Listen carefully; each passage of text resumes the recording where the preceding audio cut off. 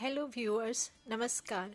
We welcome you to this session, a part of an initiative Udyamita Ki Or, a fortnightly series of teleconferencing sessions. This is an initiative by National Center for Innovations in Distance Education, IGNOU. NCID is actively involved in various initiatives towards fostering a spirit of innovation and entrepreneurship among students and faculty in the university. The series Udyamita Ki Or is a unique program in this direction, where entrepreneurial opportunities in specific subject areas or sectors are discussed.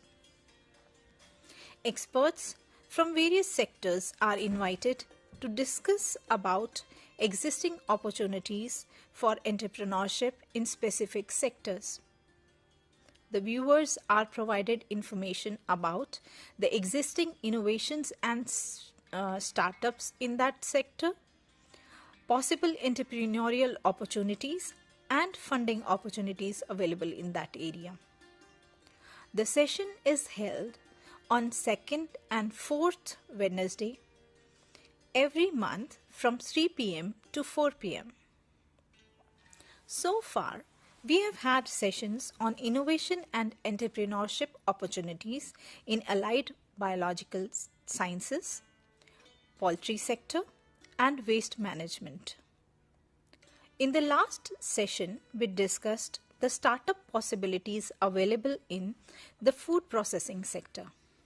As a follow-up to the last episode, in today's session, which is the 5th episode of the series, we will discuss the funding opportunities for entrepreneurs in food processing sector. The sector is a growing sector with segments such as fruits and vegetables, bakery and confectioneries, beverages, milk and dairy products, edible oils, and fish, poultry, eggs and products, and many more. Today we have with us Dr. Dinkar B. Kamble, Assistant Professor, Food Science and Technology, School of Agriculture, IGNOU. We also have with us Dr. O.P. Sharma, Director NCID, IGNOU. We are very pleased to have you with us in this session today. To start the discussion, I would request Dr. Kamble to please tell us briefly about the various startup opportunities existing in the sector for entrepreneurs which were discussed in the last episode. Dr. Kamble. नमस्कार, मैं अपने सभी viewer को ये बताना चाहूँगा कि हमने लास्ट एपिसोड में भी फूड प्रोसेसिंग की अपॉर्चुनिटीज़ के बारे में डिस्कस किया था, जिसमें कि मोटा तौर पे वेरियस सेक्टर्स को हमने देखा था और हमारे देश में प्रोडक्शन है, कंज्यूमर बेस है और बहुत सारे सेक्टर्स है जिसके थ्रू हम फूड प्रोसेसिंग में एंटरप्रेन्योरशिप डेवलप कर सकते हैं। उसके लिए हमने डेयरी सेक्टर के बारे में डिस्कस किया था, उसके बाद पोल्ट्री प्रोसेसिंग, मीट प्रोसेसिंग के बारे में डिस्कस किया था, सीरियल ग्रेन के बारे में डिस्कस किया था। सारे सेक्टर्स में पॉसिबिलिटीज़ है और कोरोना के बाद एक बूमिंग सेक्टर शुरू हुआ था, उसका नाम भी हमने बोला था कि न्यूट्रासिटिकल्स एंड फंक्शनल फूड था, उसमें भी अपॉर्चुनिटीज़ है, ये सारा डिस्कस किया था। और उसके साथ ही हमने एक प्रोसेस भी डिस्कस किया था एक स्मार्ट वे से, जिसमें हमने बताया था कि जो पूरा प्रोसेस है एंटरप्रेन्योरियल प्रोसेस, वो आइडेंटिफिकेशन ऑफ बिजनेस आइडिया से शुरू होके फिर उसको इंक्यूबेशन है, डेवलपमेंट ऑफ बिजनेस प्लान है, उसके बाद हम रिक्वायर्ड रिसोर्सेज के बारे में भी हमने बात किया था और मैनेजमेंट ऑफ उस जिसपे इस सारी प्रोसेस के बाद जो एंटरप्राइज बनेगा उसके मैनेजमेंट में भी बात किया था। तो जो प्रोसेस को बताते बताते हमने बोला कि क्या क्या रिक्वायरमेंट है इसके लिए, तो उसमें हमने इनोवेशन के बारे में, ये जो फूड प्रोसेसिंग सेक्टर में वेरियस इनोवेशन है इसके बारे में भी लास्ट एपिसोड में डिस्कस किया था। इनोवेशन के बाद कुछ प्रोडक्ट आएगा, उसको हम कन्वर्ट करेंगे स्टार्टअप में, और उस स्टार्टअप के लिए जो लगने वाली बातें हैं वो था आइडिया, इनोवेशन और फाइनेंस के बारे में। तो हमने बोला था कि that is we can say oxygen for startup. तो इस प्रकार से ये फाइनेंस के ऊपर आके हम थोड़ा सा रुक गए थे कि हमारे बिजनेस के लिए फाइनेंस भी इम्पोर्टेंट है, उसके बाद मार्केट भी इम्पोर्टेंट है, ऐसे हमने डिस्कस किया था। डॉक्टर कामले, क्या आप तो आज के एपिसोड में हम फंडिंग अपॉर्चुनिटीज के बारे में डिस्कस करेंगे। तो शुरू करते हैं कि जो गवर्नमेंट स्कीम्स हैं जो स्टूडेंट्स या एंटरप्रेन्योर्स के लिए फूड प्रोसेसिंग सेक्टर में क्या क्या गवर्नमेंट स्कीम्स हैं? यस मैम, जैसे कि हम कभी भी बिजनेस शुरू कर रहे हैं तो फंडिंग के लिए फंडिंग बहुत ही इम्पोर्टेंट है, फाइनेंस बहुत ही इम्पोर्टेंट है। हम हमारे स्टार्टअप का बूटस्ट्रैपिंग कर सकते हैं, खुद का पैसा लगा के भी बिजनेस शुरू कर सकते हैं, या तो कुछ पैसा हम फैमिली से, फ्रेंड से भी ले सकते हैं। और उसके बाद क्राउड फंडिंग का भी ऑप्शन है हमारे पास। जो कैपिटल वेंचर्स है उससे भी हम ले सकते हैं, एंजल इन्वेस्टर से ले सकते हैं, उनको अप्रोच कर सकते हैं, हम हमारा आइडिया बता सकते हैं, वो भी हमारे बिजनेस में इन्वेस्ट करेंगे। उसके बाद इनक्यूबेटर्स जो है कि अलग अलग इनक्यूबेटर्स है उनसे भी ले सकते हैं, और बिजनेस एक्सेलरेटर्स है उनसे भी हम पैसे ले सकते हैं। और रही, आपने बहुत अच्छा क्वेश्चन पूछा है कि गवर्नमेंट स्कीम कौन सी है, क्योंकि हम गवर्नमेंट से लेना थोड़ा इजी समझते हैं, और ज़्यादा वो अलग अलग सपोर्ट देता है, टेक्निकल सपोर्ट भी है और फाइनेंशियल सपोर्ट भी है थ्रू द गवर्नमेंट। तो गवर्नमेंट की तरफ से स्टार्टअप के लिए 2 टाइप्स का सपोर्ट मिलता है, मैं बताना चाहूँगा ये बात। वो है टेक्निकल सपोर्ट मिलता है और दूसरा है फाइनेंशियल सपोर्ट। तो टेक्निकल सपोर्ट में हमारे पास कृषि विज्ञान केंद्र है, उसके बाद हमारा इग्नू है, इग्नू जैसा इंस्टीट्यूट है, वो भी स्किल डेवलपमेंट के प्रोग्राम चलाता है जो फूड प्रोसेसिंग में है, जिसमें फूड सेफ्टी क्वालिटी मैनेजमेंट का मास्टर प्रोग्राम है, पीजी डिप्लोमा प्रोग्राम है। उसके बाद बहुत सारे इंस्टीट्यूट है, निप्टम है, सीएफटीआरआई है, जो टेक्निकल तरीके से हमें ये कर रहा है कि टेक्निकल हेल्प प्रोवाइड कर रहा है। साथ ही में दूसरा टाइप ऑफ गवर्नमेंट सपोर्ट है वो फाइनेंशियल सपोर्ट है। तो फाइनेंशियल सपोर्ट में जब हम देखते हैं, इस फूड प्रोसेसिंग के सेक्टर में स्पेसिफिकली अलग अलग मिनिस्ट्रीज इन्वॉल्व है। तो इस मिनिस्ट्रीज में एक स्पेसिफिक मिनिस्ट्री भी है जिसका नाम है ministry of food processing industry. वो अपनी स्कीम चलाती है प्रधानमंत्री किसान संपदा योजना। उसके बाद प्रधानमंत्री formalisation of micro enterprises in food processing enterprises, PMFME बोला जाता है। और एक है प्रोडक्शन लिंक्ड इंसेंटिव। ये 3 ministry of food processing industry चलाती है। इसके अलावा भी मिनिस्ट्री ऑफ एमएसएमई है जो prime minister employment generation programme चलाती है। उसके बाद scheme for fund for regeneration of traditional businesses चलाती है। ऐसे भी ministry of dairy and farmers अपनी एग्रीकल्चर मिनिस्ट्री है, मिनिस्ट्री ऑफ फाइनेंस है, वो अलग अलग स्कीम चलाती है। इस प्रकार से हमें गवर्नमेंट सपोर्ट मिल सकता है उस स्कीम के थ्रू।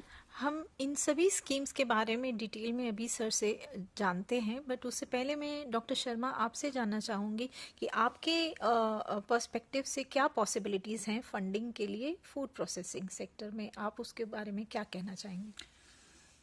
डॉक्टर सुजाता, केवल फूड प्रोसेसिंग की बात नहीं, फूड प्रोसेसिंग में तो डॉक्टर कामले डिटेल में बता रहे हैं जी कि कहाँ से इस सेक्टर में फंडिंग अपॉर्चुनिटीज अवेलेबल है। इनफैक्ट गवर्नमेंट ऑफ इंडिया की बहुत फोकस्ड स्टार्टअप के लिए पॉइंट ऑफ व्यू से, इनोवेशन के पॉइंट ऑफ व्यू से कई सारी स्कीम्स हैं जो इन जनरल सारे सेक्टर्स को कवर करती हैं। जिनमें अगर हम बात करें, सिडबी एक बहुत अच्छी फंडिंग एजेंसी है जिसके पास में बहुत सारे सेक्टर्स की फंडिंग अवेलेबल होती है। प्रधानमंत्री मुद्रा योजना है, उससे हम फंडिंग की बात कर सकते हैं। स्टार्टअप इंडिया है, स्टार्टअप इंडिया है, Aspire scheme government of India की है। ये सारी चीज़ें, जितनी भी स्कीम्स हैं गवर्नमेंट की, वो न केवल फूड प्रोसेसिंग के लिए, बाकी सेक्टर्स के लिए भी काम करती हैं। बट फूड प्रोसेसिंग की जहाँ तक बात करते हैं, उनमें जैसे डॉक्टर कामले ने बताया, वो स्पेशली फोकस्ड स्कीम्स हैं उन एरियाज की। लेकिन सबसे ज़्यादा इम्पोर्टेंट तो यह है कि जब आप कहीं फंडिंग लेने के लिए किसी एजेंसी के पास जा रहे हैं, तो आपके पास में उससे पहले कहीं ना कहीं एक बैंकेबल बिजनेस प्लान होना बहुत ज़रूरी है। जब तक आपके पास में वो एक properly worked out prepared business plan नहीं होगा, जिसमें सारी डिटेल्स आपकी होंगी, किस तरीके से आप क्या करना चाहते हैं, क्या क्या आपका रेवेन्यू मॉडल होगा, कौन कस्टमर्स होंगे, किस तरीके से कब मार्केट तक पहुंचेंगे, ये सारी जो स्टेजेस हैं उनके ऊपर काम करना जरूरी है। जैसे आपने पूछा था कि अलग अलग एजेंसी किस तरीके से उसमें मदद कर रही हैं। इग्नो भी हम जानते हैं कि हमारा सेंटर जो national centre for innovation distance education at least इस स्टेज तक के अपने बिजनेस आइडिया को किस तरीके के प्रॉपर बिजनेस प्लान में कैसे कन्वर्ट करेंगे, वहां तक जो एकेडमिक या हम कहेंगे एक टेक्निकल सपोर्ट गाइडेंस वो हम लोग प्रोवाइड करते हैं। और ये उसके बाद फिर फंडिंग के लिए किसी एजेंसी के पास जाते हैं तो पॉसिबिलिटी ज़्यादा बढ़ती है। जी, डॉक्टर कामले, आप ये प्रधानमंत्री किसान संपदा योजना के बारे में कुछ बताएंगे? प्रधानमंत्री किसान संपदा योजना के बारे में, इसमें क्या है, ministry of food processing industry चलाती है ये प्रोग्राम।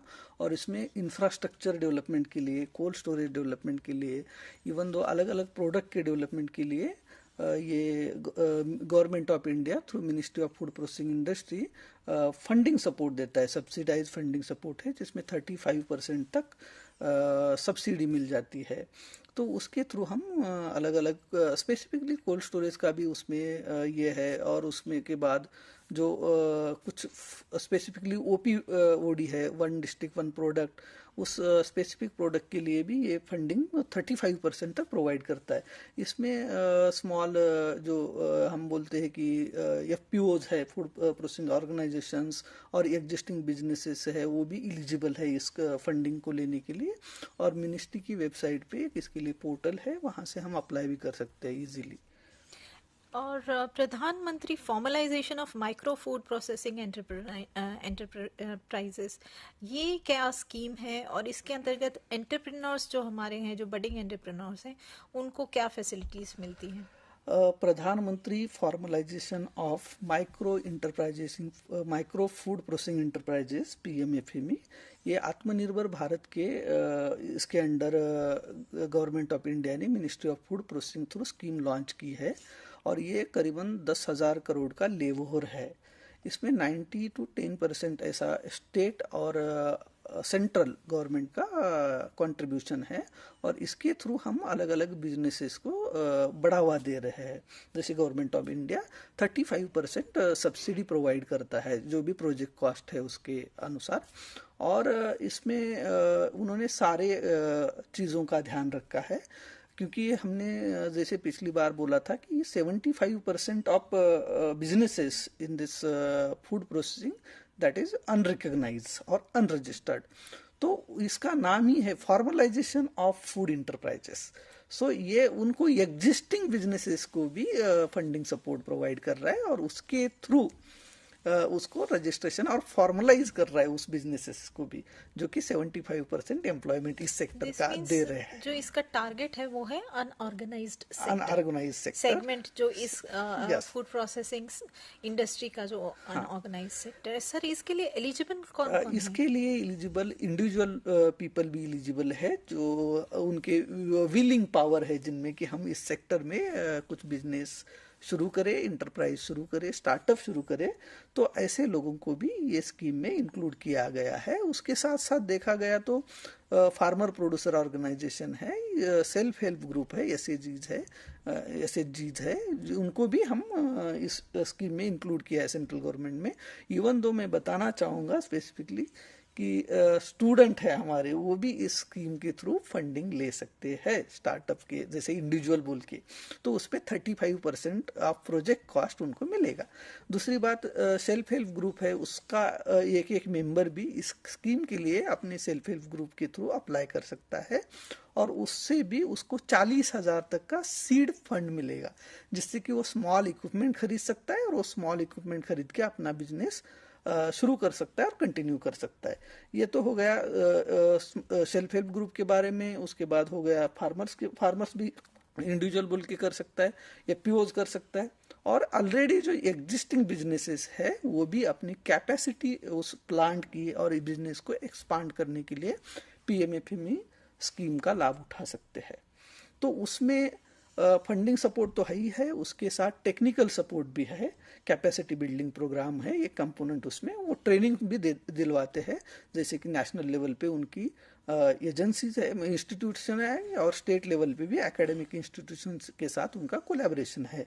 तो टेक्निकल इंस्टीट्यूशन बोल के, तो उसके थ्रू वो ईडीपी, एंटरप्रेन्योरशिप डेवलपमेंट प्रोग्राम, और प्रोडक्ट बेसिफिक प्रोग्राम, ओपीवीडी, स्पेशलाइज प्रोग्राम और जनरलाइज प्रोग्राम ऐसे चलाते हैं पीएमएफए में। तो ये हो गया ट्रेनिंग का। और दूसरा सबसे इम्पोर्टेंट बात है जो कि रहा है, हम पिछली बार भी बता नहीं पाए, वो है मार्केटिंग एंड ब्रांडिंग। तो मार्केटिंग एंड ब्रांडिंग के लिए भी, इंडस्ट्री प्रमोशन के लिए भी ये पीएमएफई स्कीम में वो भी कंपोनेंट इंक्लूड किया गया है। और उस कंपोनेंट के थ्रू 50% सब्सिडाइज प्रोग्राम है, जो भी प्रोजेक्ट कॉस्ट है उसका 50% आपको government of India, ministry of food processing industries इस पीएमएफई प्रोग्राम के थ्रू आपको प्रोवाइड करेगी। तो आप इस स्कीम का लाभ उठाते हुए फूड प्रोसेसिंग, स्पेसिफिकली इंक्लूसिवली बोलेंगे हम कि फूड प्रोसेसिंग के लिए है ये पूरा, जो भी स्मॉल इंटरप्राइजेस है, माइक्रो इंटरप्राइजेस है, स्टार्टअप है, वो अपना इसके थ्रू लाभ उठा के अपना बिजनेस रन कर सकते हैं। तो ये एक अच्छा स्कीम है गवर्नमेंट ऑफ इंडिया। सर, एक और स्कीम भी है, production linked incentive scheme for food processing industry. Yes, वो भी मिनिस्ट्री ऑफ फूड प्रोसेसिंग का ही है, जो कि प्रोडक्शन से लिंक है, जितना प्रोडक्शन है उससे लिंक है। और वो भी सब्सिडाइज प्रोडक्शन के लिए हम इकोनॉमिकल सपोर्ट, फाइनेंशियल सपोर्ट दे रहे हैं। मिनिस्ट्री ऑफ फूड प्रोसेसिंग का ही है वो। डॉक्टर शर्मा, आपने कहा कि इग्नू, इग्नू भी स्टूडेंट्स के लिए फंडिंग के लिए कुछ फैसिलिटेशन प्रोग्राम्स कंडक्ट करता है, कुछ हैंड होल्डिंग के मैकेनिज्म्स हैं। आप उनके बारे में हमारे व्यूअर्स को बताएंगे? डॉक्टर सुजाता, जैसा डॉक्टर कामले ने कहा है कि फंडिंग अपॉर्चुनिटीज तो इंडिया में बहुत सारी हैं जी, बहुत अवेलेबल हैं, लेकिन सबसे बड़ी प्रॉब्लम ये आती है कि उन फंडिंग को लेने के लिए आपके पास जो पहले जो काम करना पड़ता है उस तरीके का, वो उस कॉन्टेक्स्ट में हम जो उनको फैसिलिटेट करते हैं, गाइड करते हैं, किस तरीके से आप एक सिंपल आइडिया से लेकर के बिजनेस प्लान कैसे तैयार कर सकते हैं, और उस बिजनेस प्लान में भी आप उसको एक बैंकेबल बिजनेस प्लान के पॉइंट ऑफ व्यू से देखें। क्योंकि बैंक या कोई फंडिंग एजेंसी एक सर्टेन एस्पेक्ट्स क्राइटेरिया देखती है कि आपका जो भी आइडिया है, जो आपका प्लान है, वो कहीं मार्केट में उसकी एक्सेप्टेंस है कि नहीं है, उसके आपके यूजर्स या जो उनको आप कस्टमर मान के चल रहे हैं कि वो उनको एक्सेप्ट करेंगे कि भी नहीं करेंगे। अगर कहीं किसी फंडिंग एजेंसी के पास जाते हो तो फंडिंग एजेंसी यही देखेगी आपका रेवेन्यू मॉडल क्या है, आप कितना पैसा लगा रहे हैं और कितना पैसा उससे जनरेट करेंगे। इन सारे एस्पेक्ट्स के बारे में हम जो एनसीईआरटी में different kind of specialised workshops करते हैं, और फिर उसके बाद में डिफरेंट सेक्टर्स से स्टूडेंट्स को आइडेंटिफाई करके 1-to-1 मेंटरिंग भी करते हैं। बिकॉज जैसे कि अगर हम देख रहे हैं कि हमारे अगर स्टूडेंट्स हैं, लास्ट एपिसोड में ही आपने देखा होगा 3 स्टूडेंट थे हमारे, और उनमें से हम उनको मेंटरिंग भी कर रहे हैं, उनको गाइड भी कर रहे हैं, उनके प्रोडक्ट को किस तरीके से वैल्यू एडिशन हो, कि उसका कैसे उनकी बिजनेस का स्केल अप हो, कैसे कहाँ से वो फंडिंग ले जा सकते हैं, उस पॉइंट ऑफ व्यू से सारी मेंटरिंग भी एनसीईआरटी करता है। तो एक तो बिजनेस प्लान को डेवलप करना और उसको फंडिंग एजेंसी के पॉइंट ऑफ व्यू से तैयार करवाना, फिर कंटिन्यूअस उनकी हैंड होल्डिंग एंड मेंटरिंग, ये एनसीईआरटी करती है। और ये मुझे लग रहा है कि बहुत जरूरी भी है किसी भी इस तरीके की जर्नी में जब हम स्टार्टअप के लिए जाते हैं, क्योंकि आपके पास में आइडिया बहुत अच्छा हो सकता है, लेकिन उस आइडिया को आगे ले जाकर के प्रॉपर स्टार्टअप में कन्वर्ट करने के लिए बहुत सारी स्टेजेस आती हैं, जहां हर स्टेज पे आपको गाइडेंस की जरूरत पड़ती है। इवन अगर आपका आइडिया है, जैसे आपने कहा कि अनऑर्गेनाइज सेक्टर में बहुत सारे हमारे स्टूडेंट्स या जो हमारे व्यूअर हैं वो हो सकता है फूड प्रोसेसिंग के फील्ड में काम कर रहे होंगे, और वो चाहेंगे कि उनका जो प्रोडक्ट है या उनकी जो सर्विस है वो प्रॉपर एक बिजनेस में कन्वर्ट हो। बिजनेस में कन्वर्ट होने के लिए उनको कहीं ना कहीं ये गाइडेंस की भी जरूरत है कि उन्हें कोई कंपनी बनानी है, रजिस्टर्ड कराना है, किस तरीके से आगे बढ़ना है। ये सारे स्टेप्स पे एनसीईआरटी उनको मदद करती है, और हम लोग ये करते रहे और देखा है उसका आउटकम भी काफी अच्छा है, हमारे स्टूडेंट्स काफी कुछ अच्छा कर रहे हैं। अभी शर्मा सर ने बताया कि उसी से एक बात मैं बताना चाहूँगा कि इस पीएमएपीएमई स्कीम में एक स्पेशलाइज जो भी चीज़ें आ रही है कि वो बिजनेस आइडिया वर्केबल है नहीं है, उसका डिटेल बिजनेस प्लान बनाना है, बैंकिंग के पास जाना है, इसका भी एक कंपोनेंट है हैंड होल्डिंग के लिए। और मिनिस्ट्री ऑफ फूड प्रोसेसिंग ने इस स्कीम में डिस्ट्रिक्ट लेवल रिसोर्स पर्सन का इंक्लूजन किया है, जो कि इंटरप्रेन्योर्स को, स्टार्टअप वाले जो भी विलिंग है पोटेंशियल इंटरप्रेन्योर्स है, उसको इस तरीके से सपोर्ट देता है। डीपीआर बनाना है, उसमें ट्रेनिंग दिलवाना है, और वो खुद डीपीआर बना के डीआईसी के पास जाएगा और डिस्ट्रिक्ट इंडस्ट्रियल सेंटर, और वहाँ पे उस प्रोजेक्ट का पूरा एक एनालिसिस होगा, और उसके बाद वो वर्केबल लगा तो उस एंटरप्रेनर का इंटरव्यू भी होता है सर, और उसके थ्रू इंटरव्यू होने के बाद वो एलिजिबल है तो उसको खुद डिस्ट्रिक्ट रिसोर्स सेंटर बैंक से कनेक्ट करवा देगा। इतना प्रोविजन ये पीएमएफएमई स्कीम में रखा गया है, तो ये फैसिलिटेशन के लिए है स्पेसिफिकली। डॉक्टर शर्मा, इसमें जैसे स्टूडेंट ने बैकग्राउंड वर्क कर लिया, आपने उनको बताया कि क्या क्या जैसे बिजनेस प्लान चाहिए, डीपीआर चाहिए। एक कॉल आ रही है, तो पहले कॉल ले लेते हैं। Yes please. यस, नमस्ते, जय हिंद, जोहार। ओपी शर्मा सर को मैं धन्यवाद करना चाहूँगा कि उन्होंने मुझे आज इस प्रोग्राम में शामिल होने के लिए इनवाइट किया था। मेरा नाम सम्राट कुमार पेठे पाटिल है। I am founder of Deep Forest and also looking after a central sector scheme farmer producer organisation in Gumla. जो आज का हमारा टॉपिक है ma'am, about the food processing industry, so मैं जस्ट फ्यू पॉइंट्स उस पर शेयर करना चाहूँगा that how government support and the food processing industry is empowering the marginalized tribal people from the rural and the most tribal and PVTG areas of our India. Like in Gumla, जैसे कि कामड़े साहब अभी बता रहे थे कि FPOs और SHGs होते हैं, so with the help of NABARD, FPOs और SHGs को कलेक्टिवाइज करके यहाँ पर हम लोगों ने tamarind processing, millet processing, turmeric processing and कुछ ऑयल मिल्स का इस्टेब्लिशमेंट ऑलरेडी यहाँ पर किया हुआ है। उसी के साथ में we are now looking forward food processing industry as an opportunity for market stabilisation also and farmers income stabilisation also, क्योंकि हमारे फूड प्रोसेसिंग में होता है, फूड इंडस्ट्री में होता क्या है कि एक बार में बहुत सारा फसल फ्लश आउट हो जाता है मार्केट में, तो किसान के रेट गिर जाते हैं, और वही फसल जब मार्केट से गायब हो जाता है ऑफ सीजन में तो रेट्स अचानक बढ़ जाते हैं, तो नुकसान फार्मर और कंज्यूमर हम दोनों को होता है। So we are looking forward.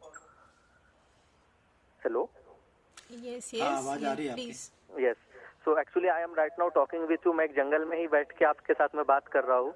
यहाँ पर हम लोग पीवीटीजीज को एम्पावर कर रहे हैं for food processing industry, and so ये market stabilisation, farmers income stabilisation और साथ ही साथ कस्टमर का जो एक हमारा इन्फ्लेशन है उसके स्टेबलाइजेशन के लिए बहुत इम्पोर्टेंट हमारा ये फूड प्रोसेसिंग हो जाता है। लेकिन इसमें सबसे इम्पोर्टेंट चैलेंज का जो हम लोग सामना कर रहे हैं, like government is supporting in all the things but the major challenge is at socio economic level. Like जो टीएमबी का सेगमेंट है, TMB training, material and branding, इस पे काम करने की हम लोगों को बहुत ज्यादा सख्त जरूरत है, क्योंकि आज छोटे से छोटे इलाके में भी people are looking forward for good quality products. But मैं ये चीज यहाँ पर इम्फेसाइज करना चाहूंगा कि food processing industry is a game changer for empowerment of rural and tribal population. In our Jharkhand, under the leadership of Chief General Manager Shri S.K. Jahagirdar Sir of NABARD and our Gumla's DDM Ravi Shankar Sir, we are looking forward to provide opportunities to SHGs member, to underprivileged people, to the PVTGs, to collectivize themselves, to organize themselves and transform their lives by themselves through food processing industry. That's all what I wanted to tell, sir. Thank you, Samrat.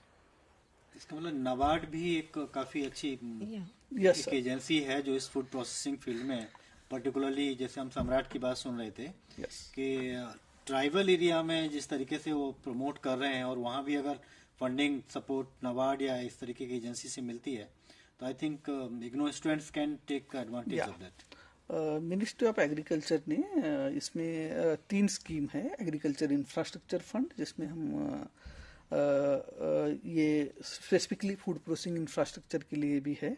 उसके बाद mission for integrated horticulture development है, और नाबार्ड भी है। नाबार्ड में ये CABC भी है जो कि कल्टीवेशन से लेके भी सपोर्ट कर रहा है।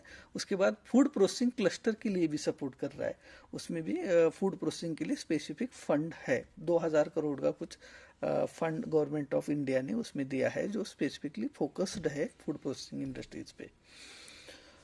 तो उसके बाद रूरल बैंक्स भी है जो नाबार्ड के साथ मिलके काम कर रही है, वो भी फंड लोन प्रोवाइड कर रही है, सब्सिडाइज लोन है इसी गवर्नमेंट ऑफ इंडिया स्कीम के थ्रू। डॉक्टर शर्मा, स्टेजेस क्या हैं, जो वेरियस स्टेजेस हैं फंडिंग के लिए? अगर कोई स्टूडेंट जाता है, कोई एंटरप्रेन्योर इंटरेस्टेड है, तो कौन कौन से स्टेजेस से उसको गुजरना पड़ता है, और कौन से स्टेजेस हैं जिसमें फंडिंग की ज़रूरत पड़ती है और फंडिंग के लिए अप्रोच किया जा सकता है कहीं भी? सुजाता, बेसिकली अगर हम बात करें, एक तो प्री सीड स्टेज की बात करेंगे। जब अगर आइडिएशन की स्टेज पे हैं आप, हो सकता है कि आपका आइडिएशन स्टेज पे कुछ आइडिया को एक प्रॉपर प्रोटोटाइप में कन्वर्ट करने के लिए, या मार्केट सर्च करने के लिए, या और कस्टमर्स की फीडबैक लेने के लिए आपको कुछ फंडिंग की ज़रूरत पड़ेगी। एक तो स्टेज वो होती है। उस स्टेज में आप नॉर्मली हम अपने रिसोर्सेज को ज़्यादा इस्तेमाल करते हैं जो भी अपने पास में है, या फिर उसके बाद हम फैमिली एंड फ्रेंड्स की बात करते हैं, उनसे कुछ सपोर्ट ले सकते हैं। और उससे अगर ज़्यादा अच्छा कन्विंसिंग अगर आपका काम है, तो उसके लिए कहीं आप किसी इन्वेस्टर्स या वेंचर कैपिटलिस्ट वगैरह के पास में जा सकते हैं। लेकिन उसके बाद में अगर आप नेक्स्ट स्टेज पे जाते हैं, जब सीड फंडिंग की बात करते हैं हम, सीड स्टेज की, तो उस समय बहुत सारी फंडिंग एजेंसी, जैसे गवर्नमेंट वाली एजेंसीज भी हैं, या इंक्यूबेटर्स हैं, या और जिस तरीके के वेंचर कैपिटलिस्ट हैं, इन्वेस्टर्स हैं, वो उस स्टेज पर फंडिंग देते हैं। सीड फंडिंग स्टेज एक ऐसी है कि जहां तक आपने अपने आप कुछ एफर्ट करके वहां तक पहुंच गए, and then you are approaching the funding agency, और फिर उसके बाद में उसको नेक्स्ट स्टेज से उसको स्केल अप करना है या फर्दर कॉमर्शलाइज करना है। तो अगर हम इन 3 एरियाज में लेके चलते हैं, तो सबसे ज़्यादा इंपॉर्टेंट आपका पहला स्टेज है, जहाँ के आपको कम से कम शुरुआत करनी है। क्योंकि कई बार क्या होता है कि हमारे दिमाग में बहुत अच्छा आइडिया होता है, और अगर यही सोचते सोचते कि कहीं से मुझे फंडिंग मिलेगी तब मैं उस पर काम करूंगा, और ना फंडिंग मिली और ना आपने काम किया, और वो आइडिया बहुत इनोवेटिव, बहुत अच्छा होता है, और वो आपका एकदम से खत्म हो जाता है। तो इसलिए अगर आपके अंदर एक पैशन है, एक बहुत अच्छा आइडिया है, आपको लग रहा है कि that idea will be very helpful to the society, कहीं उससे बहुत अच्छी बिजनेस हो सकती है, तो सबसे इम्पोर्टेंट सजेस्टिव ये रहता है कि आप उस आइडिया को लेकर के अपने रिसोर्सेज से कम उसी स्टेज तक आ जाओ, so that you are able to present something, showcase something in front of the funding agency. क्योंकि फंडिंग एजेंसी ये जरूर इंश्योर करना चाहती है कि आप वो कर भी सकते हैं कि नहीं, या वो जो आपका आइडिया है वो करने लायक भी है कि नहीं है। जब तक आपको थोड़ा सा एक्सपीरियंस नहीं होगा, अपने आप नहीं करेंगे, तो आपकी जो पिचिंग इवेंट होगी that may not be as effective that it should be. तो ये जो स्टेजेस हैं बहुत मायने रखती हैं। अगर आपको इस फील्ड में जाना भी है, तो मेरा सजेशन तो ये रहेगा कि आप अगर फंडिंग मिल जाए शुरुआत से तो बहुत अच्छी बात है, लेकिन अपने आप शुरुआत कर दीजिए, अपने फ्रेंड से लीजिए, अपने रिसोर्सेज से ले लीजिए, and then do something and then go for funding. आगे बढ़ने से पहले हम एक छोटा सा ब्रेक लेते हैं। We will join you after a short break.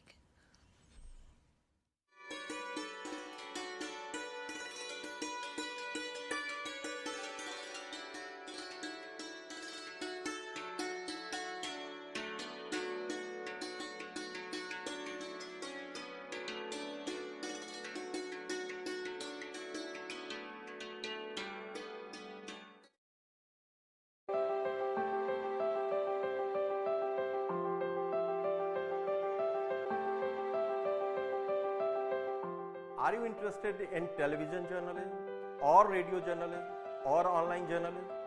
Or do you want to learn with the flexibility of open learning?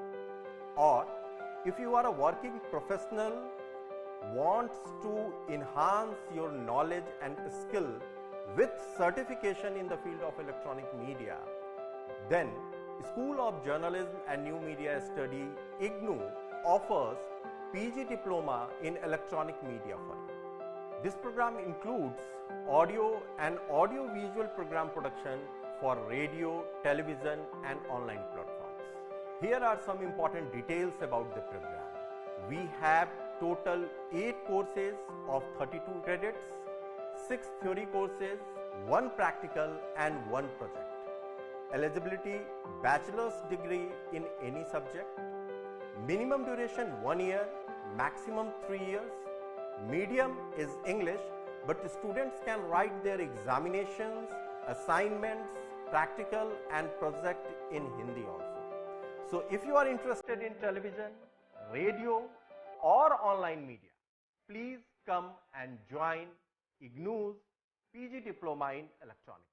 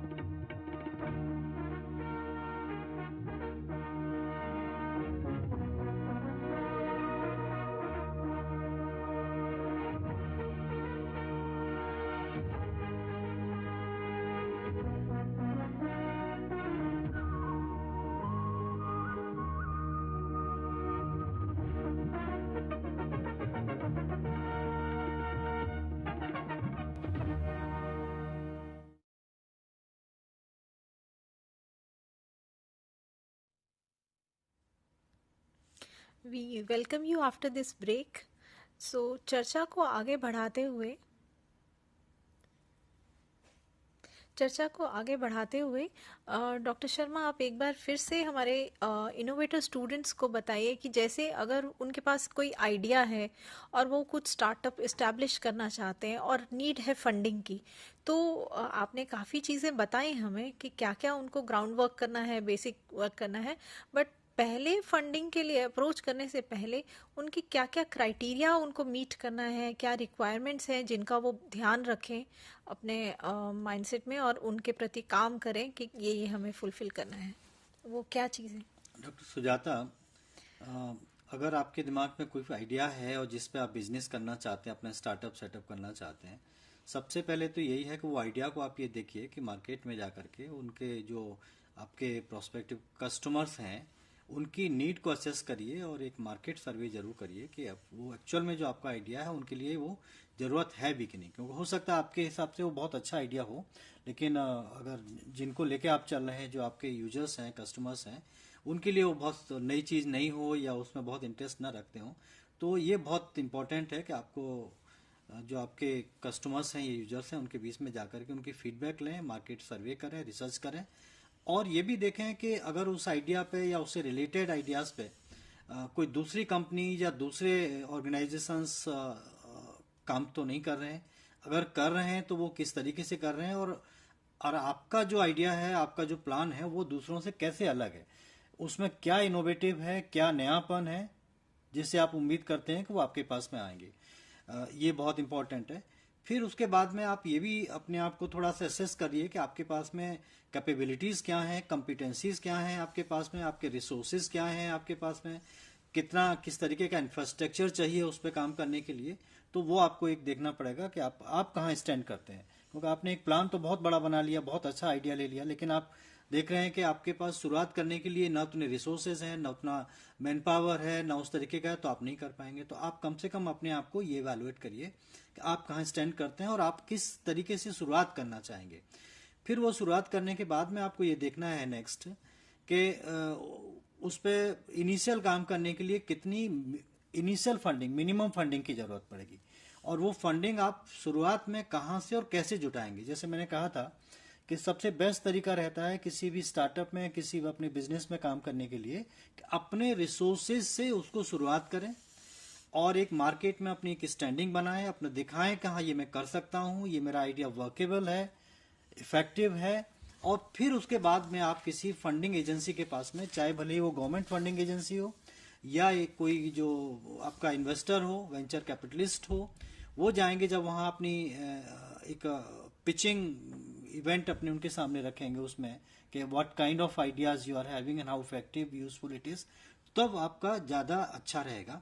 तो ये बहुत ज़रूरी है। और इनमें भी सबसे ज़्यादा इम्पोर्टेंट क्या होता है कि जब आप बिजनेस प्लान बना रहे हैं तो उसमें आप प्रॉपरली सारी चीज़ों को कैलकुलेट करिए from revenue funds point of view, कि कहाँ से कितना आपको बिजनेस, उस बिजनेस को चलाने के लिए कितना पैसा जरूरत पड़ेगी, कितनी कैसी टीम होगी, उनको कितना आपको या तो सैलरी के पॉइंट ऑफ व्यू से या जो आप कहेंगे कि शेयरिंग ऑफ प्रॉफिट्स के पॉइंट ऑफ व्यू से कैसे उनको देंगे, खर्च करेंगे, वो बहुत ज़रूरी है।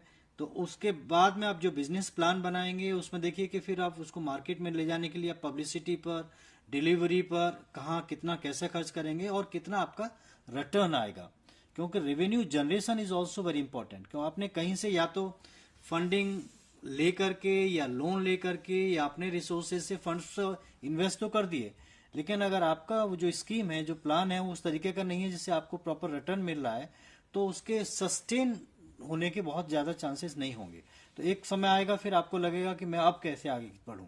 तो ये स्टेप्स बहुत ज़रूरी हैं जब भी आप आगे बढ़ रहे हैं। तो अब जैसे एक स्टूडेंट ने बिजनेस स्टार्ट किया, एक एंटरप्रेन्योरशिप जर्नी पे निकला वो, अब उसको फंडिंग की ज़रूरत पड़ रही है और फिर उसको सबसे ईजियर लगता है गवर्नमेंट स्कीम्स के थ्रू पैसा या लोन लेना। So what are this basic steps when a student और entrepreneur is applying for government loan? What is the process, doctor Kamle? तो मैडम, ये मैं बताना चाहूँगा सबको कि ये बहुत ही सिंपल प्रोसेस है और इसके थ्रू हम जब जाएंगे तो 5 स्टेप प्रोसेस बोलूँगा मैं इसको। 5 स्टेप में हम ये पूरी प्रोसेस एप्लीकेशन की पूरी कर सकते हैं। जैसे कि पहली स्टेप में हम हमारे बिजनेस का उद्यमी मित्र नाम की जो पोर्टल है गवर्नमेंट का, उसमें रजिस्ट्रेशन करेंगे और उसके बाद जो भी हमें लोन अमाउंट है, हमारा नाम है, इंडस्ट्री का नाम है, वो सारा डिटेल फिल करेंगे।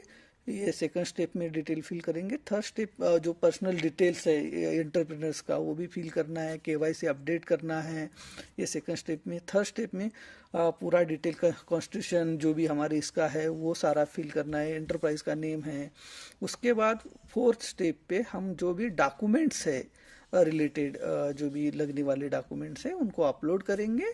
और फिफ्थ स्टेप में उस एप्लीकेशन में जो ये आ रहा है, हमने जैसे बोला कि वो डॉक्यूमेंट डिटेल प्रोजेक्ट रिपोर्ट भी है, सर ने जैसे बताया।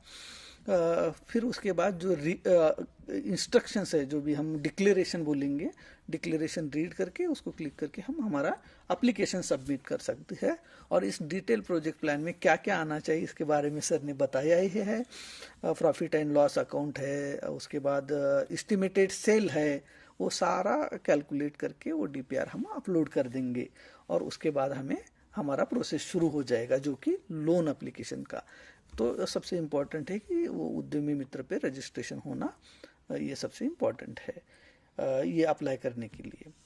जैसे हमने डिस्कशन में देखा कि एक डिटेल्ड बिजनेस प्लान होना बहुत ज़रूरी है जब भी आप एक एंटरप्राइज सेटअप करते हैं, और जब लोन के लिए अप्लाई करते हैं तो एक डिटेल्ड प्रोजेक्ट रिपोर्ट होना भी बहुत ज़रूरी है। दो बेसिक एलिमेंट्स डिस्कस हुए हैं। डॉक्टर शर्मा, आप इसके बारे में कुछ बोलना चाहेंगे कि डीपीआर के लिए एनसीआईडी बडिंग एंटरप्रेन्योर्स को कैसे डेवलप करने में हेल्प करता है या कैसे गाइडेंस देता है? क्या क्या ऐसे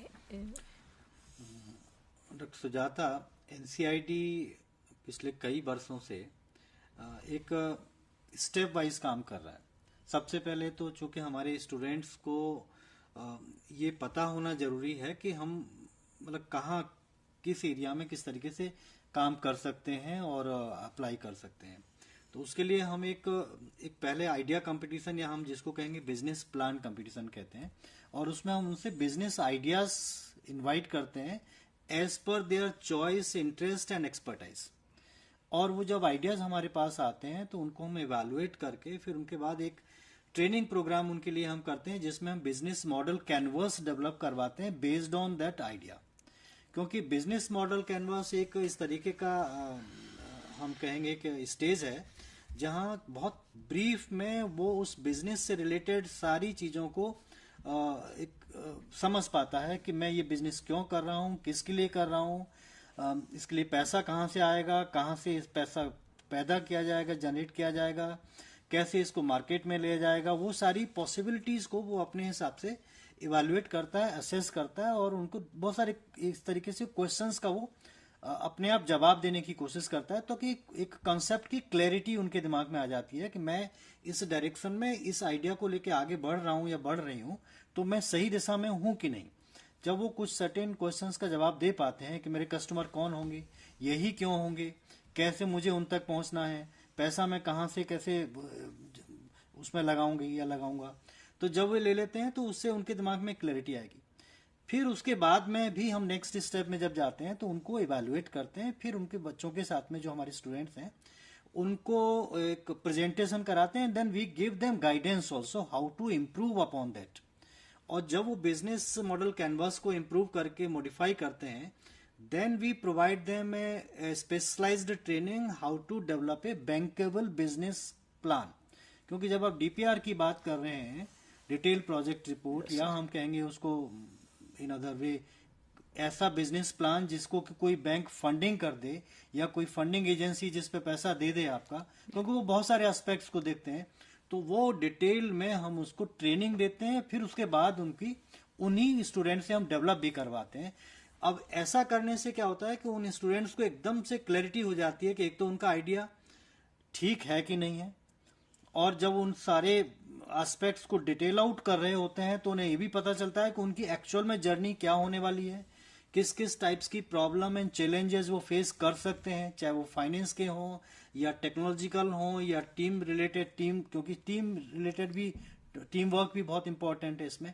तो ये सारे एस्पेक्ट्स जब बिजनेस प्लान में आते हैं और फिर उसको इस पॉइंट ऑफ व्यू से वो असेस करते हैं हमारे एक्सपर्ट्स के साथ मिलकर के कि अब उसको लेके अगर हम किसी फंडिंग एजेंसी के पास जा रहे हैं तो फंडिंग एजेंसी क्या क्या क्वेश्चंस उस पर कर सकती है, कहाँ कहाँ स्टूडेंट से ऐसे सवाल पूछ सकती है जो कि उनको मुश्किल में डालेंगे। तो हम कोशिश करते हैं कि अपने एक्सपर्ट से उन स्टूडेंट्स को गाइडेंस दिलवाएं ताकि वो और क्लैरिटी हो, और फिर आगे जहां जहां जरूरत पड़ती है we provide them hand holding and mentoring also, 1-to-1 mentoring. That is जो हमारी एक स्कीम है मेंटरिंग फॉर स्टार्टअप, जिसमें हमारे स्टूडेंट्स को हम लेकर के एक एक के साथ में, चाहे वर्चुअली हो या फिजिकली आमने सामने बैठ करके उनकी चीजों को डिटेल में समझते हैं, और फिर उनको हम समझाते हैं, उनको बताते हैं कि इसमें ये मॉडिफिकेशन किया जा सकता है, इसको इस तरीके से इम्प्रूव अपॉन किया जा सकता है, और फिर आगे कैसे बढ़ा जाएगा। ये हमारा एक पूरा एक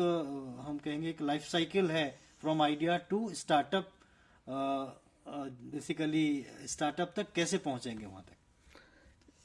अपने स्टूडेंट्स को मैं रिक्वेस्ट करना चाहूँगी कि अगर आपके कुछ सवाल हैं, कुछ क्वेश्चंस हैं जो आप पूछना चाहते हैं, तो जो नंबर्स हमारी स्क्रीन पे फ्लैश हो रहे हैं आप उन पे कॉल कर सकते हैं और अपने क्वेश्चंस रख सकते हैं। डॉक्टर कांबले, एक तो ये हुआ कि डिटेल्ड प्रोजेक्ट रिपोर्ट की बहुत ज़रूरत है, जो एक बैंकेबल प्रपोजल के रूप में डेवलप्ड होनी चाहिए, स्टूडेंट्स को उसको प्रिपेयर करना ज़रूरी है। इसके अलावा आप कुछ और चीज़ों के बारे में बताएंगे, जैसे लाइसेंसेस, परमिशंस, रजिस्ट्रेशंस, ये सब क्या किस तरह के लाइसेंसेस की ज़रूरत है या रिक्वायरमेंट्स हैं अगर हम एक बिजनेस सेटअप करने जाते हैं फूड सेक्टर में, फूड प्रोसेसिंग सेक्टर में? यस मैम, जैसे सर ने बताया कि एनसीआईडी भी डीपीआर बनाने में हेल्प कर रहा है, तो मैं स्पेसिफिकली फूड प्रोसेसिंग सेक्टर में जो काम कर रहे हैं या बिजनेस चलाना चाह रहे हैं उनको, हमारे दर्शकों को, हमारे स्टूडेंट को बताना चाहूँगा कि ministry of food processing industry और पीएमएफई में भी ये डीपीआर प्रिपरेशन का भी प्रोविज़न है, और उसमें डिस्ट्रिक्ट रिसोर्स पर्सन तो हेल्प कर ही रहे हैं, बट उसी के साथ ही मिनिस्ट्री के इंस्टीट्यूट्स हैं जो उनको टेक्निकल इंस्टीट्यूट बोल के उन्होंने सेलेक्ट किया है। उनकी वेबसाइट पे भी model DPR for bakery, for dairy, for poultry, for fruits and vegetable processing, या किसी स्पेसिफिक प्रोडक्ट के लिए भी, फॉर एग्जांपल मल्टीग्रेन पास्ता है जो बना रहे अभी के ट्रेंड को देखते हुए, उसको लगने वाला detail project plan, model detail project plan website पे अवेलेबल है। वो तो हो गया। उसके बाद हम किसी सीए के पास जाके या किसी एजेंसी के पास जाके, प्रोफेशनल एजेंसी के पास भी ये प्लान बनवा सकते हैं, डीपीआर डिटेल प्रोजेक्ट प्लान। उसमें सारा हमारे बिजनेस के फ्यूचर के बारे में, कैपेबिलिटीज, उसकी एबिलिटी के बारे में हमें इंफॉर्मेशन देगा और हम उसके थ्रू बैंक को कन्विंस कर पाएंगे कि हमें लोन मिले। उसके बाद मैडम ने मुझे पूछा कि बहुत अच्छा क्वेश्चन पूछा है कि इसी से हम बिजनेस शुरू कर सकते हैं। जो भी फंडिंग की तो बात हो ही गई, लेकिन फंडिंग के लिए जाने के लिए भी हमारे पास कुछ होना चाहिए। जैसे बात हो गई कि हमारी कंपनी को या इंटरप्राइज को लीगली रिकॉग्नाइज करवाना पड़ेगा, लीगली रजिस्टर करवाना पड़ेगा। उसको हम स्टेज 1 बोलेंगे, establishing a legal entity which we can carry on the business, और कंपनी बोलेंगे। और इसके लिए हमें कुछ रजिस्ट्रेशन या करने पड़ेंगे। उसमें पहले तो companies of register of companies है जो मिनिस्ट्री ऑफ कॉमर्स के अंडर है, और उसमें DIN डायरेक्टर आइडेंटिफिकेशन नंबर है, वो भी कर सकते हैं, उसका करना जरूरी है। उसके बाद DSC है, डिजिटल सिग्नेचर सर्टिफिकेट, वो भी रजिस्टर ऑफ कंपनीज से मिलेगा। उसके बाद इनकॉर्पोरेशन ऑफ कंपनी है। उसके बाद टैन नंबर है, टैक्स डिडक्शन नंबर, वो भी हमें करना पड़ेगा। ये पूरा जो भी प्रोसेस बता रहा हूँ मैं, ये फर्स्ट स्टेप में आएगा। जो प्री कंस्ट्रक्शन भी नहीं किया है, कुछ भी नहीं किया है हमारे पास, तो भी ये सारा रजिस्टर करना जरूरी है। उसके बाद GST रजिस्ट्रेशन भी हमारे बिजनेस का करना पड़ेगा। जो GST रजिस्ट्रेशन है वो तो GST अथॉरिटी के पास जाके हम कर सकते हैं। ये लीगल एंटिटी होने के बाद हम दूसरा स्टेप आता है pre construction stage. Pre construction stage में भी हमें बहुत सारे परमिशन लेने पड़ेंगे। जैसे कि मैं बताना चाहूँगा कि कंपनी है या कोई इंटरप्राइजेस है, उसके लिए हमें लैंड तो लगेगा ही, तो land acquisition and uses related permission लेनी पड़ेगी हमें, और वो permission state directorate of industries से मिलेगी, डिपार्टमेंट ऑफ प्लानिंग से मिलेगी, और लोकल अथॉरिटी जो भी डिस्ट्रिक्ट लेवल पे काम कर रही है, जहाँ भी हम हमारा बिजनेस शुरू कर रहे हैं, इंटरप्राइज शुरू कर रहे हैं, उस लोकल अथॉरिटी की परमिशन हमें लैंड यूजेस के लिए लगेगी। उसके बाद कंसेंट टू इस्टेब्लिशमेंट लगेगा। जो भी हम इंडस्ट्री खड़ी कर रहे हैं, फैक्ट्री खड़ी कर रहे हैं, बिल्डिंग खड़ी कर रहे हैं, installation of plant and machinery कर रहे हैं, उसके लिए हमें स्टेट पोल्यूशन कंट्रोल बोर्ड से परमिशन लेनी पड़ेगी। वो भी इम्पोर्टेंट है, उसके बगैर हम कुछ कंस्ट्रक्शन शुरू नहीं कर पाएंगे। उसके बाद लैंड क्लियरेंस है। उसके बाद NOC टू कंस्ट्रक्शन करने के लिए NOC लगेगी। ये भी हमें डिस्ट्रिक्ट टाउन प्लानिंग डिपार्टमेंट से मिल जाएगा, जितना भी है कंस्ट्रक्शन से रिलेटेड। एंड लास्ट में दो इम्पॉर्टेंट चीज़ें हैं। वो तो एक है फायर सेफ्टी से, फायर सेफ्टी डिपार्टमेंट से परमिशन लेनी पड़ेगी इंडस्ट्री चलाने के लिए, इंटरप्राइज चलाने के लिए। और लास्ट में ये प्री कंस्ट्रक्शन में बता रहा हूँ मैं, और उसमें हमें इलेक्ट्रिसिटी डिपार्टमेंट से भी परमिशन लेनी पड़ेगी और इलेक्ट्रिसिटी का कनेक्शन लेना पड़ेगा। तो ये हो गया प्री कंस्ट्रक्शन तक सर। उसके बाद पोस्ट कंस्ट्रक्शन जो है मैन्युफैक्चरिंग यूनिट में, उसमें भी हमें परमिशन लगेगी। जैसे स्पेसिफिकली मैं फूड रिलेटेड कंपनीज की बात करूँ तो पोस्ट कंस्ट्रक्शन के बाद हमें FSSAI लाइसेंस लगेगा, जो कि मैं बताना चाहूँगा। उसके बाद स्टेट पोल्यूशन कंट्रोल बोर्ड से भी क्लियरेंस लगेगा कि कोई हम प्रोसेस कर रहे हैं, मतलब प्रोसेसिंग प्रोडक्शन कर रहे हैं, तो उसमें हमें उसकी ज़रूरत पड़ेगी। ये हो गया पोस्ट कंस्ट्रक्शन। और भी कुछ सर्टिफिकेट लगेंगे तो वो भी हम बताएंगे। तो मैडम मैं जैसे बिजनेस के जब भी बिजनेस की बात होती है तो कंपटीशन भी पिक्चर में आ जाता है। The business environment is competitive and in such an environment marketing और ब्रांडिंग कहाँ तक इम्पोर्टेंट है, और जो हमारा जो एंटरप्रेन्योर है, जो बडिंग एंटरप्रेन्योर है, वो मार्केटिंग और ब्रांडिंग का कैसे इस संदर्भ में क्या क्या स्टेप्स ले, कैसे इसको ध्यान रखें।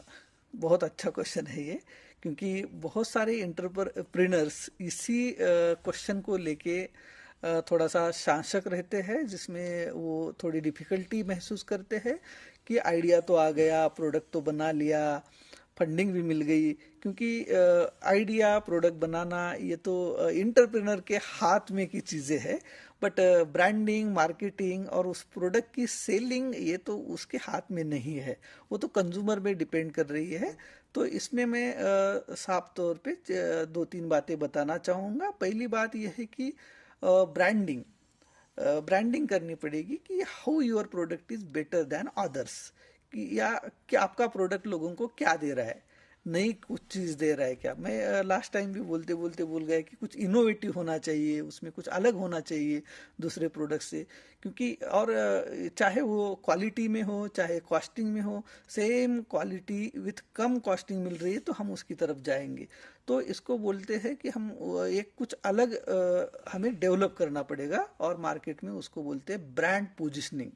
तो ये ब्रांड पोजिशनिंग करनी पड़ेगी आपके प्रोडक्ट की, जो भी एंटरप्रेन्योर है उनको।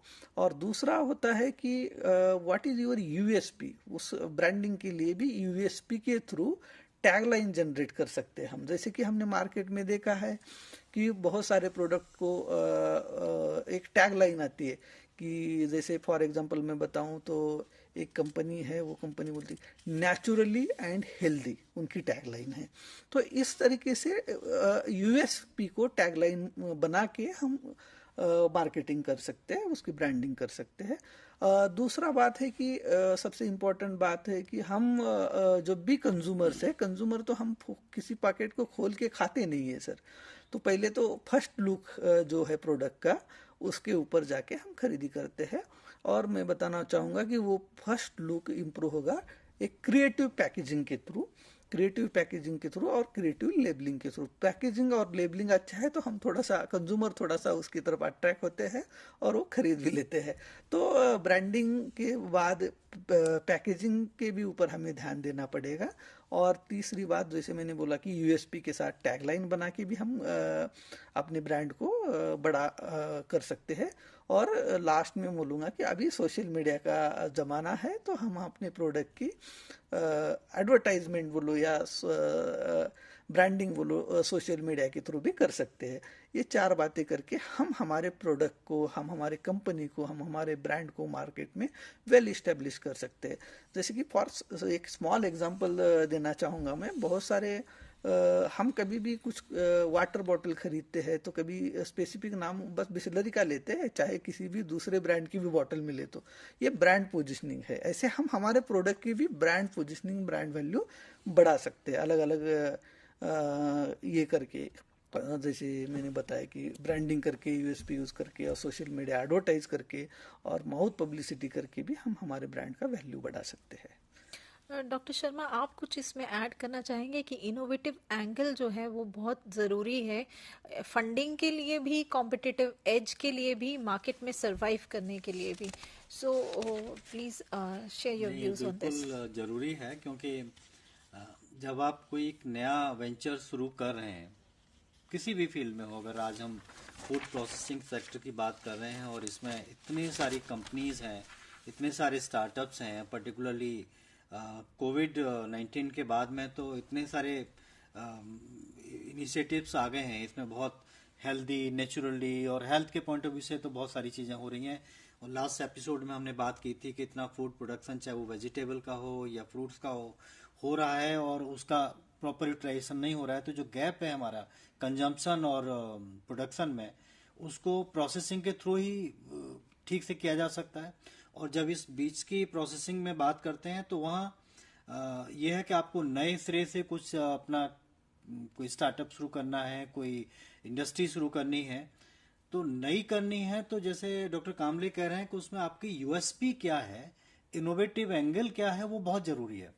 क्योंकि आप भले आलू के चिप्स बना करके बेचना चाह रहे हैं, जो बहुत सी कंपनी कर रही हैं, लेकिन बिना नाम लिए हम कहेंगे कुछ कंपनी हैं जिनके एकदम से वो हॉट केक की तरह बिकते हैं, सब लोग लेते हैं। तो कहीं ना कहीं एक ऐसा चीज़ तो है, चाहे उनका वो टेस्ट की बात हो या उनकी क्वालिटी की बात हो या उनके कॉस्ट की बात हो या इन्होंने कहा कि पैकेजिंग की बात हो। क्योंकि जमाना शोबाजी का भी है कि कितना हम शोकेस करते हैं अपनी चीज़ों को। अच्छा, शोकेसिंग एक बार काम कर सकती है, लेकिन अगर क्वालिटी है तो वो बार बार काम करेगी। तो इसलिए क्वालिटी एंड सेकेंडली आपका जो आपकी जो एक यूएसपी है, यूनिक फीचर उसका, मतलब आप कैसे, how you find it different from other competitors, वो बहुत जरूरी है। और वो एक तो आपको मालूम होना जरूरी है, दूसरा उसको बहुत अलग अलग तरीके से, जैसे आपने कहा कि सोशल मीडिया है या और दूसरे जितने भी इलेक्ट्रॉनिक मीडिया हैं, उनकी उनकी उनके थ्रू आप लोगों तक पहुंचाएं कि yes this is the uniqueness of my product, why you should buy this thing, why should you depend on this, why should you not go for others। तो ये सारी अगर आप ब्रांडिंग करेंगे और अपनी अपनी चीज को, अपनी क्वालिटी को, अपनी स्ट्रेंथ को आप हाईलाइट करेंगे, लोगों तक पहुंचाएंगे, तो निश्चित ही वो आपकी तरफ में अट्रैक्ट होंगे। और जब आपका पर्पस भी वही था, क्योंकि केवल अगर आप बिजनेस करना चाहते हैं वन मोर लाइक अदर्स, तो वो that will not be a kind of startup, और जिसको आप बहुत स्केल अप करने का you can not think of. अगर आप स्केल अप करना है, बहुत ऊंचे लेवल तक जाना है, उसको पूरे वर्ल्ड ओवर उसको फैलाना है, तो कहीं ना कहीं you will have to think how it is different from others existing, how it is cost effective, how it is eco friendly, how good it is looking in terms of packaging, in terms of your pocket also. वो सारे aspect तो आपको देखने ही पड़ेंगे, तभी आप जो survive भी कर पाएंगे। और जो कंपटीटर है, क्योंकि जब तक आप इन सारे एस्पेक्ट्स को ध्यान में नहीं रखेंगे तो कंपटीशन के जमाने में बड़ा डिफिकल्ट है सर्वाइव करना। तो ये क्वालिटी मेंटेन करना और अपनी यूएसपी को इंटैक्ट रखना और लोगों तक बताना, दैट इज वेरी इंपॉर्टेंट।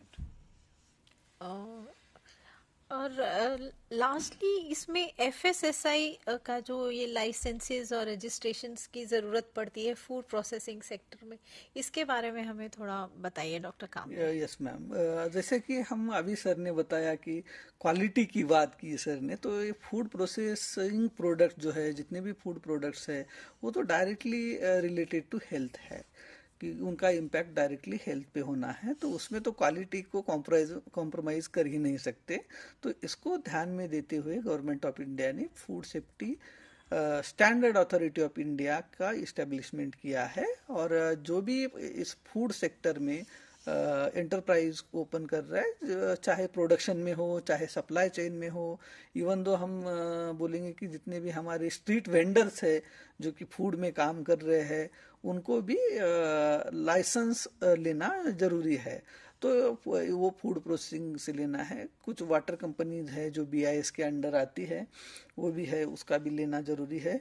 जैसे कि मैं बताना चाहूँगा कि एफएसएसआई के बारे में हम एक जनरल रजिस्ट्रेशन ले सकते हैं। इनिशियली जो भी कंपनीज अपना स्टार्टअप शुरू कर रही है, जिनका टर्नओवर हम बोलेंगे कि 12 लाख के आसपास है, वो आराम से अपना एक रजिस्ट्रेशन करके काम चला सकते हैं। और उसके बाद थोड़ा बड़े पैमाने पे शुरू कर रहे हैं तो एक स्टेट लाइसन, अब लाइसन शब्द का यूज़ कर रहा हूँ मैं, कि वो लाइसन ले सकते हैं स्टेट से, और दूसरा बहुत बड़े पैमाने पे कर रहे हैं तो वो सेंट्रल गवर्नमेंट से लाइसन ले सकते हैं। ये एक प्रोसीजर है। और इसका ऑनलाइन लाइसेंसिंग प्रोसीजर है, तो ऑनलाइन एफएसएसआई की वेबसाइट पे जाके आराम से अपना रजिस्ट्रेशन करके लाइसेंस प्राप्त कर सकते हैं। Thank you, Dr. Kamble. So this is now time to conclude this session, and we thank all the viewers who joined in, and our experts for this session, Dr. Kamble and Dr. Sharma. And if there are any queries, you can mail it to us also. And thank you all once again.